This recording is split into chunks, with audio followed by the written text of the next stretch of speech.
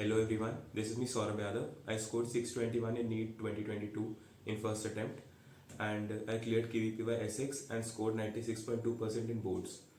तो मैं आज बात करने वाला हूँ कि आप NEET 2023 के लिए कैसे इनऑर्गेनिक केमिस्ट्री को अच्छी तरह प्रिपेयर करें। Inorganic chemistry more of memorization चीज़ है जैसे बायो है, तो मैं आपको पॉइंट वाइज बताता हूँ।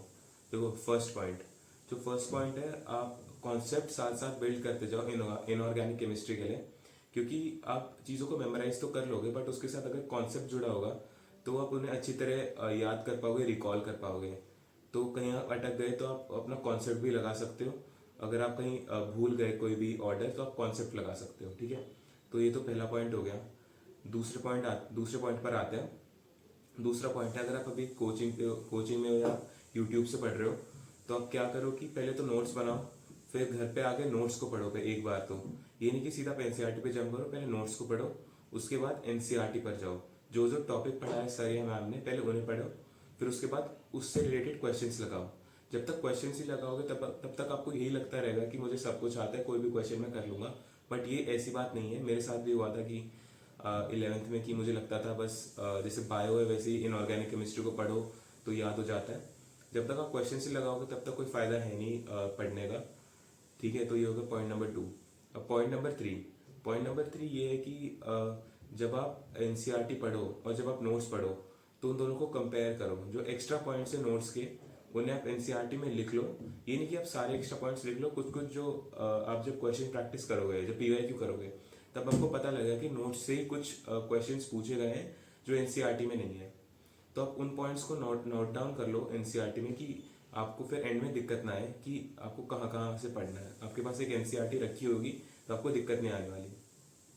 तो पॉइंट नंबर 4 है कि आपको जैसे अगर आप क्लास 12th में हो या आपने पी ब्लॉक पढ़ा होगा क्लास 12th को, काफ़ी बड़ा वास्ट चैप्टर है, उसमें काफ़ी कॉन्सेप्ट्स है, काफ़ी ट्रेंड्स हैं।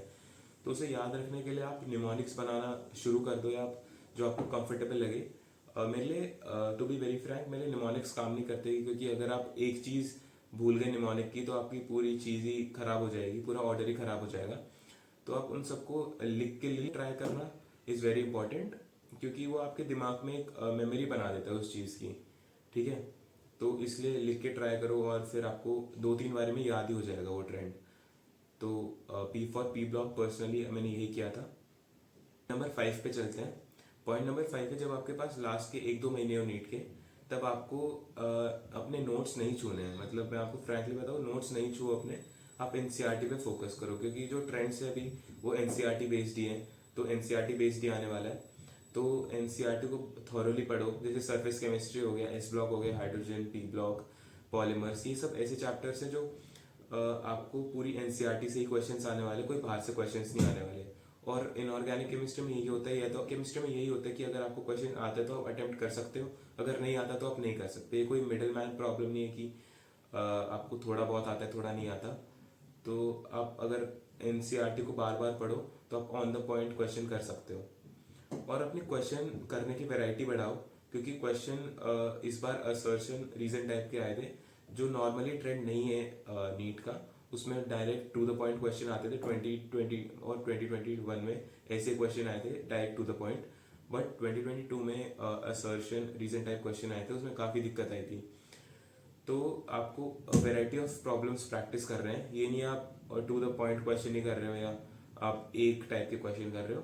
तो ट्राई करो कि डाइवर्सिटी ऑफ क्वेश्चंस करो, तो आपको फिर आपके नीट में दिक्कत नहीं आने वाली।